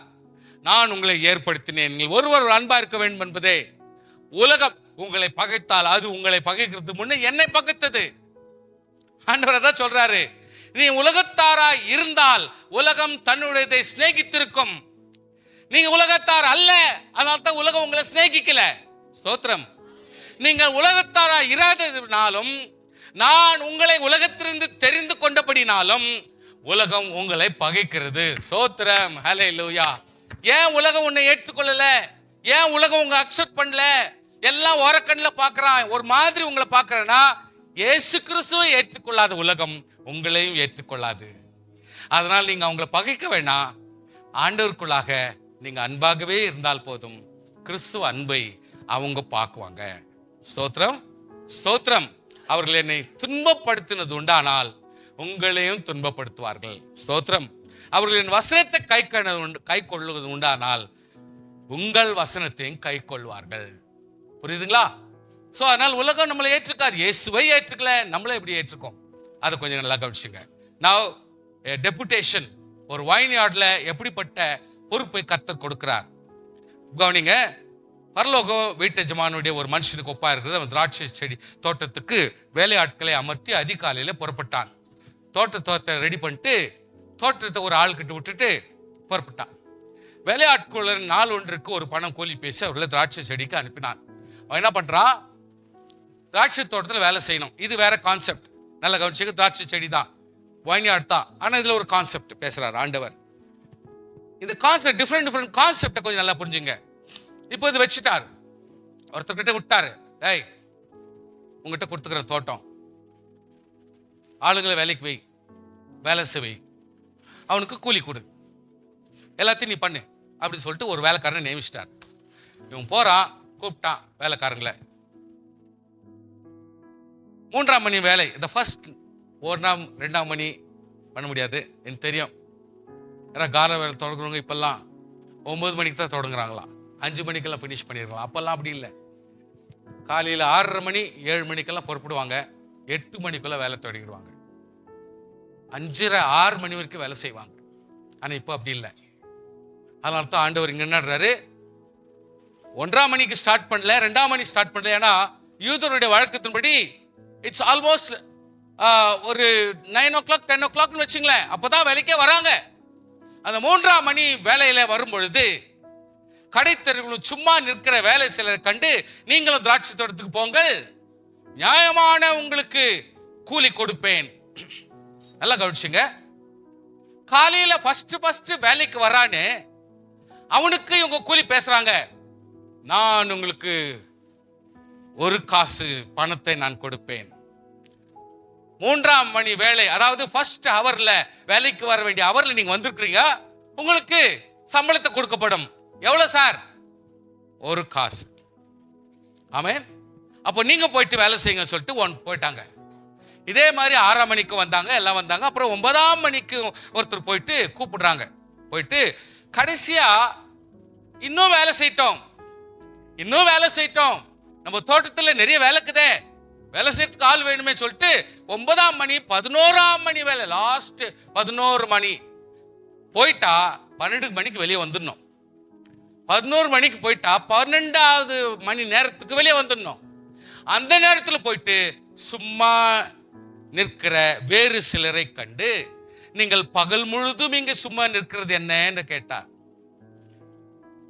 வசனத்தை கொஞ்சம் நல்லா படிக்கணும். நீங்க பகல் முழுவதும், நான் இப்போ 11ஆம் மணி வேலை வந்துன்னுக்கிறேன், 3 இல்ல, 4 இல்ல, 5 இல்ல, 6 இல்ல, 7 இல்ல, 8 இல்ல, 9 இல்ல, 10 இல்ல, 11வது மணி last chance. there is a last chance. ஆண்டவர் சொல்றாரு, கடைசி மணி நேரத்திலும் கூட நான் உங்களை கூப்பிடுறேன். இவ்வளவு நேரம் நீங்க சும்மா இருந்தது என்ன, வாங்க சொல்லிட்டு வேலைக்கு கூப்பிடுறாங்க. நீங்களும் திராட்சை செடிக்கு போங்கள், நியாயமானபடி கூலி பெற்றுக் கொள்வீர்கள். அப்போ 11ஆம் மணி வேலைக்கு வந்தவனுக்கு கூட ஆண்டவர் என்னன்றாரு, ஒரு பணம் கொடுப்பேன், ஒரு பணம் கொடுப்பேன் சொல்லல, நியாயமான கூலி கிடைக்கும், நியாயமான கூலி கிடைக்கும். நல்ல ஞாபகம் பண்ணிக்கணும். நம்ம தெரியாத அர்த்தத்தை பேசிடக்கூடாது. நியாயமான கூலி கொடுக்கிறார் ஓனர், சொல்றார் நியாயமான கூலி கிடைக்கும். சாயங்காலம் ஆயிடுச்சுன்னா அவ்வளவுதான், வேலை முடியணும், பகல் வேலை முடிஞ்சிச்சுன்னு அர்த்தம். சாயங்காலம் என்பது ஒரு நாளுடைய பிரயாசம் முடிஞ்சிச்சுன்னு அர்த்தம். நல்ல கவனிங்க, சாயங்காலம் என்பது உன்னுடைய அயரா முயற்சி க்ளோஸ் ஆகுதுன்னு அர்த்தம். சாயங்காலம் என்பது மறுபடியும் நீ வேலை செய்யக்கூடாத நேரமாயிற்றுன்றது அர்த்தம். சாயங்காலம் என்பது இனி ஒரு இருளுக்கு தான் நீ எதிர்பார்க்க முடியுமே தவிர ஒரு வெளிச்சத்துக்கும் பகலுக்கும் நல்லதுக்கும் வேலை இல்லை.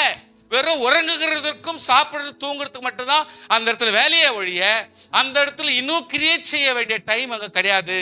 அதனால இந்த சாயங்காலம் என்கிற வார்த்தை நீங்க கொஞ்சம் இந்த இடத்துல மிகைப்படுத்தி அந்த கவனத்துல நீங்க வச்சுக்கணும் ப்ளீஸ். சாயங்காலம் கிடையாது.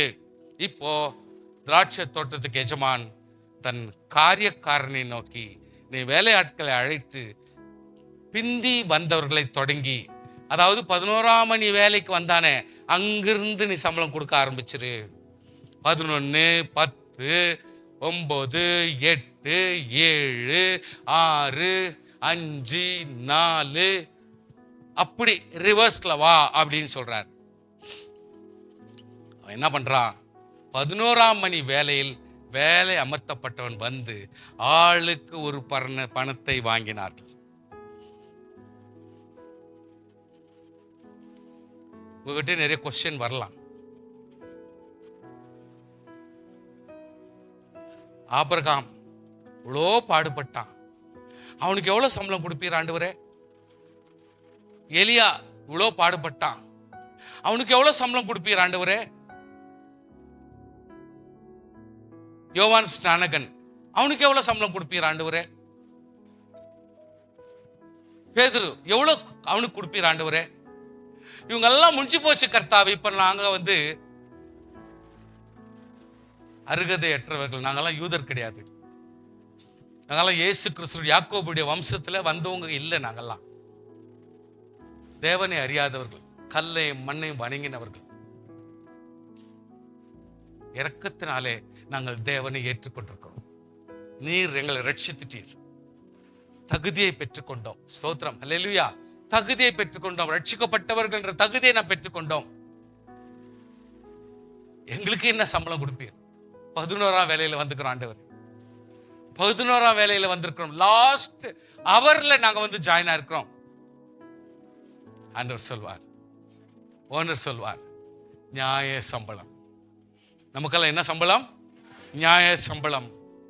ஆண்டவர் ஒருத்தருக்கு நியாயத்தை கொடுப்பாரானால் அந்த நித்திய ஜீவன் என்றது இவ்வளவு பெருசு, இவ்வளவு பெருசு, இவ்வளவு பெருசு, இவ்வளவு பெருசு, இவ்வளவு பெருசு இல்ல. நித்திய ஜீவன் குறைபடாத கொடுக்கிற ஒரு பொருள். என்னன்றாரு, நம்ம மனசுல வந்தது இவ்வளவு நேரம் என்ன தெரியுமா? பொருள், சொத்து, பணம், இதுதான் நம்ம மனசுல வந்தது இவ்வளவு நேரம். ஆனா இப்ப ஆண்டவர் சொல்லுகிற அந்த ஒரு பணம் மீனிங் என்னன்னா நித்திய ஜீவன். இதுக்கு விலை கிடையாது, இதுக்கு அளவு கிடையாது, இதுக்கு சைஸ் கிடையாது. தேவன் ஓனர் இன்றைக்கு 9 மணி வேலையாக்கட்டும், 8 மணி ஆக்கட்டும், 5 மணி ஆக்கட்டும், 3 மணி ஆக்கட்டும், நமக்கு தகுதிப்படுத்தி நமக்கு கொடுக்கிறாரு. அதை கொஞ்சம் புரிஞ்சுங்க ப்ளீஸ். பணம் இல்ல கவுண்ட் பண்ணி உனக்கு கொடுக்கறதுக்கு, சொத்து இல்ல, அது பரலோகத்துல வேல்யூ இல்ல, அது ஆஸ்தி, உன்னால எதுவுமே பரட்டின்னு போக முடியாது. ஆனால் சாயங்காலத்தில் என் ஆண்டவராக இயேசு கிறிஸ்து வருவார், வருவார். வேலை செஞ்ச நீ யாரா இருந்தாலும் சரி, 3ஆம் வேலையிலிருந்து 11ஆம் வேலை வரைக்கும் நீ கஷ்டப்பட்ட, உன்னை சாயங்கால வேலையில உலகத்தினுடைய முடிவில் உன்னை சேர்த்து கொள்ளும் பொழுது ஆண்டவர் உன்னை கூட்டி சேர்த்து கடைசியாய் வந்ததிலிருந்து மென்மையாய் படுத்தப்பட்ட ஆபிரகாம் வரைக்கும் கர்த்தர் ரிவர்ஸ்ல போவாரு. நியாயமான கூலி கொடுக்கிற கர்த்தருக்கு ஸ்தோத்திரம். அந்த கூலி ஒன்றுதான், அது நித்திய ஜீவன். அதை கொடுக்க வல்லவர் தேவனுக்கு ஸ்தோத்திரம் பண்ணுவோமாக. ஹல்லேலூயா. அந்த கர்த்தருக்கு ஸ்தோத்திரம் பண்ணுவோமாக. It is not the money, it is not the possession, it is not the things that you see. பார்க்காத ஒரு காரியத்தை கர்த்தர் நமக்காக வைத்திருக்கிறார். உன்னுடைய கஷ்டத்துக்கும், உன்னுடைய பகல் வெயிலுக்கும், உன்னுடைய வேதனைக்கும் சமானமாய் அந்த நாளின் வருஷத்தினுடைய வாழ்க்கையினுடைய கடைசியில சாயங்காலத்துல ஆண்டவர் உன்னை சேர்த்து கூட்டி சேர்க்கும் பொழுது கர்த்தர் உனக்கு ஒரு பங்கை கொடுப்பார். அந்த பங்கு அதே ஒன்று தான். வாட் இஸ் தட் ஒன்று? நித்திய ஜீவன். சுவாசியே, கொஞ்சம் கூட இதெல்லாம் திங்க் பண்ணி பாருங்க. என்னடா இது இவ்வளோ ஒரு ஆழமான ரகசியங்கள் இருக்குதே, இவ்வளோ ஒரு டீட்டெயிலிங் இருக்குதே, எனக்காக கர்த்தர் இதெல்லாம் செய்யறாரே, நான் எவ்வளவு தூரத்துக்கு உண்மையா இருக்கணும். கடைசியா வந்த எனக்கு இன்னும் கூட யூதர்கள் கூட்டி சேர்க்கலங்க, அங்க வர்றதுக்கு பயப்படுறாங்க, ஒன்னா கூடுறதுக்கு பயப்படுறாங்க. ஆனால் கடைசியாக அருகதற்ற நாம் கூடி கர்த்தரை ஸ்தோத்திரம் பண்றோம். நம்மளாம் யூதர்கள் இல்லை, ஆனாலும் கர்த்தர் நம்மை கூட்டி சேர்த்து ஆண்டவரே கர்த்தாவே கர்த்தாவே நம்ம கெஞ்சுறோம். இன்னைக்கு கெஞ்ச வேண்டிவன் இன்னும் கூப்பாடு போட்டு உக்காந்துக்கிறான், இன்னும் வால் பார்த்துக்கு அவன் கெஞ்சுறான். கர்த்தருடைய பிள்ளையே, தேவனாகிய கர்த்தர் நமக்கும் கடைசியாய் வந்த நமக்கும் ஒரு பணத்தை கொடுக்கிற என் தேவனுக்கு ஸ்தோத்திரம்.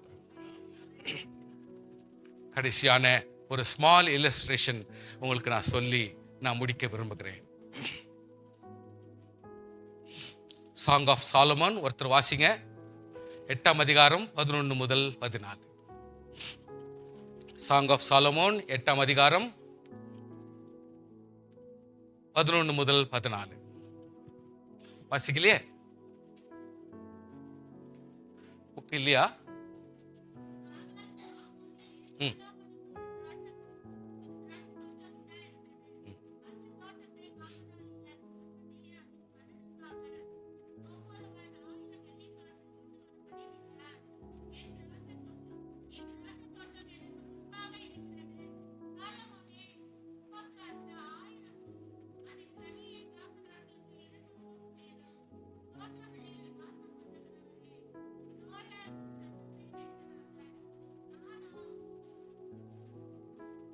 வாசிக்க.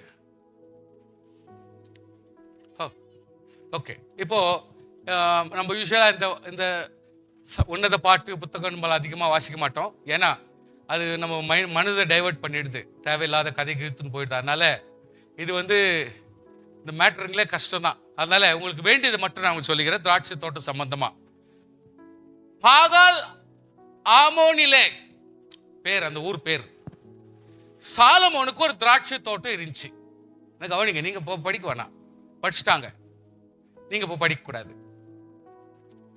கவனிங்க, பாகால் ஆமோனிலே சாலமோனுக்கு ஒரு திராட்சை தோட்டம் இருந்துச்சு. திராட்சை தோட்டக்காரருக்கு காவலாளிங்க வசத்துல அதை கொடுக்குறாங்க. இந்த பார்ப்பா, இந்த தோட்டத்தை நீ வச்சுக்கோ, வச்சுக்கின்னு இதுல என்ன செய்யணுமோ அந்த காரியத்துல நீ செய்யணும் அப்படின்னு சொல்லிட்டு ஒரு தோட்டத்தை கொடுக்குறாங்க, திராட்சை தோட்டத்தை. இது கொடுக்கும் பொழுது அவங்க என்னன்றாங்க, உங்ககிட்ட கொடுத்துட்டேன், நீ என்ன செய்யணும், ஒவ்வொருவனும் 1000 வெள்ளிக்காசு கொண்டு வரணும். நீங்க அதனுடைய விளக்கரையும் 1000 வெள்ளிக்காசு அதை கொண்டாந்துரும். நீ அவ்வளவு விளைச்சல் பண்ணோம், உங்களுக்கு வேண்டியதும் விளைச்சல் பண்ணிக்கணும், உங்களுக்கு என்ன வேணுமோ அவ்வளவு லாபம் பண்ணிக்கலாம். அந்த அளவுக்கு ஒரு பெரிய திராட்சை தோட்டம் அந்த இடத்துல ஏற்பாடு பண்ணி கொடுத்துட்டாங்க, ஃபுல் பிளட்ஜா கொடுத்துட்டாங்க. அற்புதமான தோட்டம், அற்புதமான விளைச்சல் வர்றதுக்கு ஏற்பாடுகள் பண்ணிட்டாங்க. ஆனா நீ வேலைக்காரனா இருந்தா 1000 வெள்ளிக்காசு உன் கையில இருந்து கொடுக்கணும். அதே மாதிரி அங்க எத்தனை பேர், 1000 பேர் இருந்தா 1000 பேரும் 1000 வெள்ளிக்காசு கொடுக்கணும். வேற வழியே இல்லை. அப்படி செய்யறதாச்சுன்னா வாங்கோ, இல்லைன்னா விட்டுடுங்க. நான் என் தோட்டம் எனக்கு முன்பாக இருக்கிறது, சாலமோனே உமக்கு அந்த 1000, அதாவது ஓனராகிய நீர், தேவனாகிய நீர், அந்த 1000 ரூபாய் யாருக்கு? எனக்கு இல்ல, உனக்கு. 1000 ரூபாய் யாருக்கு? ஓனராகிய உனக்கு. அதனால இந்த பணம் உன்னை சம்பந்தப்பட்டது. அவங்க ஒருத்தர் சம்பாரிச்சு உங்ககிட்ட கொடுக்க வேண்டிய 1000 ரூபாய் ஓனராகிய நீ எடுத்துக்கலாம், அது உன்னை சேர்ந்த ஒன்று. அதன் கனி காக்கிறவர்கள், அதை காக்கிறவர்கள், அதுக்காக வேலை செய்கிறவர்கள் 200 சேரும். அல்லேலூயா. அதை காக்கிற நீ, பாதுகாக்கிற நீ, அதுக்காக வேலை செய்கிற நீ, உனக்கு எவ்வளவு சேரும்? 200 சேரும். ஓனருக்கு 1000, ஆனா வேலை செய்யறவங்களுக்கு எவ்வளோ? 200 சேரும். ஸோ கணக்கு கரெக்டா இருக்குது. இப்போ இதனுடைய செட்டிங்ஸ் கரெக்டா இருக்குது. நவ் என் நேசரே, என் ஓனரே, என் தேவனே, என்னுடைய பாஸே, என்னுடைய தலைவனே, திராட்சை தோட்டத்தினுடைய பெரியவனே, நீ என்ன செய்? கந்த வர்க்கங்களின் மலைகள் மேல் உள்ள வெளிமானுக்கு மறைகளின் குட்டிக்கும் சமானமா இரும். அதாவது நீ ஒரு மானாய் உன்னை சித்தரிக்கிட்டா, அல்லது உன்னை நான் ஒரு புறாவாக சித்தரிக்கிட்டா, இல்ல வேற எந்த விதமான சித்தரிக்கிற, அது உன்னத பாட்டினுடைய விவகாரம், அதையும் விட்டுறலாம். அது எப்படின்னா சித்தரிக்கிட்டோம். லவ் சீன்ஸுங்க இதெல்லாம் ஜாஸ்தி ஓடும், அதனால தான் அங்கங்க நம்ம விட்டுறோம், படிக்கிறது இல்லை. ஆனா இந்த இடத்துல நமக்கு வேண்டிய முக்கியமான காரியங்கள் உண்டு. நம்பர் 1, காக்கிற காவலாளிகள். ஸ்தோத்திரம், ஹல்லேலூயா. தோட்டத்துல வேலை செய்யற நாம், தோட்டத்துல பொறுப்பாளர்களாய் மாறுகிற நாம், யார்தோ இந்த தோட்டம் இப்ப நம்ம தோட்டமா மாறி போச்சு, இப்ப நம்மளாம் அதை காத்து கொள்ள வேண்டும். ஸ்தோத்திரம். நம்ம எல்லாரும் காவலாளிகளை மாறணும். ஆண்டவர் சொல்றாரு, நீ அதுல கனிகளை ப்ரொடியூஸ் பண்ணணும். ஸ்தோத்திரம். கனி இஸ் வெரி வெரி இம்பார்ட்டன்ட். நீ என்னன்னா பண்ணு, எதனா பண்ணு, ஒரு வாழ்க்கையில எவ்வளவு தரமான கொண்டு வா, ஆனால் சூப்பரான கனி அதுல வரணும். காரணம் 1600 லாபம் அதுல வரணும். காரணம் 1000 ஓனருக்கு போய் சேரணும், 200 நீ கண்டிப்பா நீ சாப்பிடணும். சார் எனக்கு கிடைக்கல அப்படின்னு சொன்னா அது தப்பாகும். அதனால ஃபர்ஸ்டே இந்த கன்சைன்மெண்ட் இந்த ஒரு ப்ராஜெக்ட் போட்டு கொடுக்குறாங்க. நீ 1200 மினிமம் குறைந்தபட்சம் 1200 பணத்துக்கு சம்பாதிச்சு இந்த லேண்ட்ல இருந்து ப்ரொடியூஸ் பண்ணாதான் ஓனருக்கு நீ 1000 கொடுத்து நீ 200 எடுத்துக்க முடியும். அதனால இந்த காரியத்தை நீ செஞ்சாகணும் அப்படின்னு சொல்றாரு. இந்த சவுண்ட் எப்படி, இந்த காரியம் எப்படின்னாக்கா, வசனம் என்ன சொல்லுது? காக்கிறவர்களுடைய சத்தம், காக்கிறவர்களுடைய விவரம், காக்கிறவர்களுடைய பேச்சு, காக்கிறவர்களுடைய வாழ்க்கை, காக்கிறவர்களுடைய குடும்பம், அவர்களுடைய சொத்து, அவர்களுடைய செயல், அவருடைய வேலை, அவர் செய்கிற ஒவ்வொரு சம்பாஷணை, இது எல்லாவற்றையும் குறித்த ஒரு வார்த்தை என்னவென்றால் ஆராதனைக்கு சமம். நீ குடும்பத்தில் எந்த வேலைனா செய், குடும்பத்தில் எந்த பேச்சனா பேசு, ஆனால் முக்கியமான பேச்சு எதா இருக்கணும்? ஆராதனையா இருக்கணும். ஹல்லேலூயா. நீ குடும்பத்தோடு பேசு, மனைவியோடு பேசு, கணவனோடு பேசு, மற்ற எல்லாரோடு பேசு, பிள்ளைகளோடு பேசு, ஆடுகளோடு மாடுகளோடு பேசு, திராட்சை தோட்டத்தில் உள்ள ஆட்களோடு பேசு, எதனா பேசு. ஆனால் அங்க கூக்குரல் சத்தமும் பெரிதான சத்தம் ஒண்ணு வரணும். அது எதுனா மணவாளனோடு பேசுகிற சத்தம் எனக்கு அங்க வரணும்ன்றாங்க. திராட்சை தோட்டத்துல கூக்குரல் எடுக்கிற சத்தம் அங்க வேணும். முக்கியமாய் ஆராதனை பண்ணுகிற சத்தம் அங்க வேணும். தேவனை தொழுகிற ஆராதனையின் சத்தம் அந்த இடத்துல வரணும். அல்லேலூயா. சுவாசிகளே, நம்முடைய வாழ்க்கையிலே கனி தருது மட்டும் இல்லை, தேவனை துதிக்கிற சத்தம். இந்த சத்தம் எப்படி இருக்கணும்? வெற்றியின் சத்தமா இருக்க வேண்டும். இன்கிரீஸ், வளர்ச்சியின் சத்தமா இருக்க வேண்டும். உன்னுடைய சத்தம் எப்படி இருக்கணும்? ஆசீர்வாதத்தின் சத்தமா இருக்க வேண்டும். புலம்பலின் சத்தமோ, வேதனையின் சத்தமோ, அடிதடி சத்தமோ, உங்களுடைய பேச்சில வித்தியாசம் வந்த துக்கத்தின் சத்தம் அந்த இடத்துல வர வேண்டிய அவசியம் இல்லை. ஏன்னா மணவாளனுக்கு 1000 பரிசு கொடுக்க வேண்டும். உன்னுடைய வாழ்க்கையின் குடும்ப ஆதாரத்துக்காக 200 அங்க கொடுக்க வேண்டியதா இருக்குது. கர்த்தருடைய பிள்ளையே, you cannot take this particular vineyard for granted. கர்த்தர் எனக்கு வாழ்க்கை கொடுத்துட்டார், என் குடும்பத்தை கொடுத்துட்டார், அவ்வளவுதான் விடு, நான் எப்படியோ நடத்திக்கிறேன், இது முடியாது. ஸ்தோத்திரம். எப்படியோ கர்த்தர் எனக்கு கொடுத்துட்டார், நான் எப்படியோ நடத்திக்கிறேன், ஆண்டவரே நீரே பாரும். நோ நோ நோ நோ, அது முறை இல்லை. ஆண்டவர் சொல்லுகிறார், அந்த இடத்துல கூக்குரல் சத்தம், அந்த நல்ல ஆடுகிற சத்தம், ஓடுகிற சத்தம், தேவனை துதிக்கிற சத்தம், தேவனை மகிழ்ப்படுத்துகிற சத்தம், கஷ்டப்படுகிற சத்தம், ஹல்லேலூயா, வேர் நடுகிற சத்தம், தண்ணீர் பாய்ச்சுகிற சத்தம், எரு போடுகிற சத்தம், அந்த இடத்துல கல்லுகளை பொறுக்குகிற சத்தம், தேவையில்லாத தானி திங்ஸ்லாம் எடுக்கிற சத்தம், அந்த இடத்துல தண்ணீர் ஊற்றுகிற சத்தம், விளைச்சல் வந்து பிறகு கனிகளை பறிக்கிற சத்தம் அந்த இடத்துல வேண்டும். வெறும் சத்தம் ஒண்ணு கூக்குரலும் அடிதடி சண்டை இல்லை, இதனுடைய ஆசீர்வாதங்களுடைய சத்தம், என் தேவனை மகிமைப்படுத்துகிற சத்தம் வேண்டும். ஹல்லேலூயா. ஆண்டவரை கனப்படுத்துகிற சத்தம் வேண்டும். அவர் கொடுத்தார் நல்ல தோட்டம், இதுல இருந்து வந்த ஆசீர்வாதத்துக்காக நன்றி, அந்த தேவனுடைய அன்மைக்காக நன்றி. அந்த திராட்சை தோட்டத்திலே தேவன் கொடுத்த பலன், கடைசியாக அந்த பழங்கள் வரும் பொழுது அதை கொண்டு போய் ஆலையில போடும் பொழுது அந்த ஆலையினுடைய சத்தம், தேவையில்லாதவர்களை கொண்டு போய் எருவாக போடுகிற சத்தம், திராட்சை ரசத்தை பிழிஞ்சி ஒரு பொட்டிகளில அடக்கிற சத்தம், அதை விநியோகிக்கிற சத்தம், தேவனுக்கு கொடுக்க வேண்டிய சத்தம், எல்லாவித ஆராதனையின் சத்தம் அந்த இடத்துல கேட்கப்பட வேண்டும். காரணம், என் ஆண்டவராகிய கர்த்தர் உன்னுடைய ஆசீர்வாதத்திலே குளிரும்படி ஆசைப்படுகிறார். ஏதோ திராட்சை தோட்டம் கொடுத்துட்டோம் அவ்வளவுதான் முடிஞ்சு போச்சுன்றது இல்லை. இந்த தோட்டத்தை குறித்து ஆண்டவருக்கு ஒரு அக்கறை இருக்குது. இதுல எல்லா சத்தமும் ஆவிக்குரிய சத்தமா இருக்க வேண்டும், அன்பின் சத்தமா இருக்க வேண்டும். ஹல்லேலூயா. நல்ல தற்கொலை திராட்சை செடி கொடுக்கக்கூடிய எருவை, அந்த ஒரு வேரை நீ கரெக்டாய் நட வேண்டும். ப்ரூன் ஆகணும், அதாவது தேவையில்லாததை எடுக்கிற சத்தம் இருக்கணும். நல்ல எரு போடணும், வளர்க்கணும், தண்ணியை ஊத்தணும், அதுக்கப்புறம் கனிகளை பறிக்கணும், கொண்டு போய் ஆலையில போடணும், அதுக்கப்புறம் தேவையில்லாத விசிறடிக்கணும், எருவாக மாத்தணும், அதுக்கப்புறம் திராட்சை பழத்தின் சாறுகளை பிழிந்து அதை விற்று இன்றைக்கு மணவாளனுக்கு நம்ம கனிகளை 1000 ரூபாய் 1000 பணம் கொடுக்க வேண்டியதும் என் குடும்பத்தின் பலனாய் 200 பணம் நாம் எடுத்துக்கொள்ள வேண்டியது அவசியமா இருக்கிறது. The strategical vineyard இந்த இடத்துல நம்ம பார்க்கிறோம். ஸோ விசுவாசியே, கர்த்தருக்குள்ளாக நமக்கு எவ்வளவு ஒரு மெத்தடுங்க சொல்லி கொடுக்கிறார் பாரு. ஒரு வைன்யார்ட் அவ்வளவுதான். இது எப்படி கொடியில செடியில நிலைச்சிருக்கணும் அந்த கதையை சொல்றார். எப்படி கூலியை கொடுக்குறாங்க அதையும் சொல்றார். எப்படி தேவனுக்கு பலனாக நம்ம கொடுக்கணும், நமக்கு எவ்வளவு பணம் கிடைக்க வேண்டியது அவசியமா இருக்குது அதையும் சொல்றார்.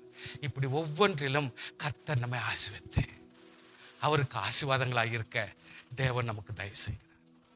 மாதுளம் பழமாக ஒரு குடும்பம் ஐக்கியப்பட்டதாய், ஒரு டீம் ஒர்க்காய் அந்த மாதுளம் பழம் பிழிக்கும் பொழுதெல்லாம் நீங்கள் ஒரு திங்க் பண்ணுங்க, எவ்வளவு ஒரு கூட்டணி, எவ்வளவு ஒரு ஐக்கியம், எவ்வளவு ஒரு ஒன்றுபட்ட வாழ்க்கை, எவ்வளவு ஒரு இனிப்பான ஒரு ஜீவியம், எவ்வளவு ஒருங்காக, அதாவது நீ நான் வித்தியாசப்படாதபடி அவங்கவுங்க ஒவ்வொரு காம்பவுண்டுக்குள்ள அந்தந்த கம்பார்ட்மெண்ட்டுக்குள்ள அவங்கவுங்க எவ்வளவு பத்திரமா அப்படியே வளர்ந்து பலப்பட்டு நமக்கு கனியாக மாறுறாங்க. இதை நம்ம படிக்கலாம். ஒரு ஓலிவ் எப்படி இன்றைக்கு 1% கூட கொழுப்பில்லாமல் ஒரு எந்த நேரத்திலும் எந்த காலத்திலும் யூஸ் பண்ணக்கூடிய ஒரு ஓலிவாக நம்ம இருக்க முடியும். எப்படி ஒரு ஃபிக் ட்ரீ அது உலர்ந்து போனாலும் பரவாயில்லை, இருக்கிறபடினாலும் பல நோய்களுக்கு பூரண சுகத்தை கொடுக்கக்கூடிய ஒரு கனியாக இன்றைக்கு அத்தி பழத்தை வச்சிருக்காங்க. அந்த காலத்துல ஒவ்வொரு பரிசுத்தவான்களே அது ஒருத்தருக்கு கிஃப்டாய் கொடுக்கும்படி ஒவ்வொன்றும் யூஸ் பண்ணாங்க. இன்னைக்கு நம்முடைய வாழ்க்கையில தேவையில்லாத பதப்படுத்தி என்னென்னவோ நம்ம கிட்ட பணம் உறிஞ்சிறதுக்கு செஞ்சிருந்தாலும் அந்த முக்கியத்துவமான இந்த காரியங்களை லேவியராகம புத்தகம், யாத்திராகம புத்தகம், தர்ம உபதேசா உபாகம புத்தகத்திலும் எவ்வளவு அருமையா எழுதப்பட்டிருக்குது. இன்னைக்கு விசுவாசியாக நான் திராட்சை ரசமாய், அற்புதமான ரசமாய் நம்முடைய எஜமானனாய் கர்த்தருக்கு 1000 மடங்கு கொடுக்கத்தக்கதாய், இன்னைக்கு குடும்பமாகிய நாம் 200 அளவுக்கு நாம் பெறத்தக்கதாய்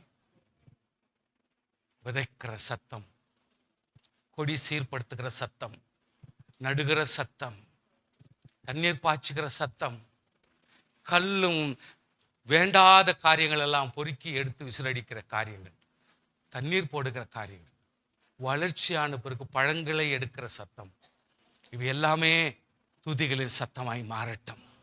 துதிகளின் சத்தமாய் மாறி கர்த்தர் நம்முடைய வாழ்க்கையில பலனை கொடுக்கக்கூடிய ஒரு திராட்சை கொடியாய் ஆண்டவராக இயேசு கிறிஸ்துக்குள் நாம் நிலைக்க கர்த்தர் நமக்கு உதவி செய்வாராக. பிளீஸ், கர்த்தருக்குள்ளாக கொன்று கூடி ஜெபம் பண்ணலாமா? ஆண்டுக்குள்ளாக கனிகளாக மாறலாமா? ஞாபகப்படுத்திக் கொள்ளுங்கள், வெரி வெரி இம்பார்ட்டன்ட். நம்முடைய ஜீவியத்திலே பல காரியத்தை நான் கற்றுக்கொள்கிறேன். நீங்களும் இந்த காரியத்தை கற்றுக்கொண்டு கர்த்தருக்கு நல்ல ஒரு பலனாக நாம் ஜீவிக்கலாமா? நன்மையாக ஜீவிக்கலாமா? ஸ்தோத்திரம், ஸ்தோத்திரம், ஸ்தோத்திரம்.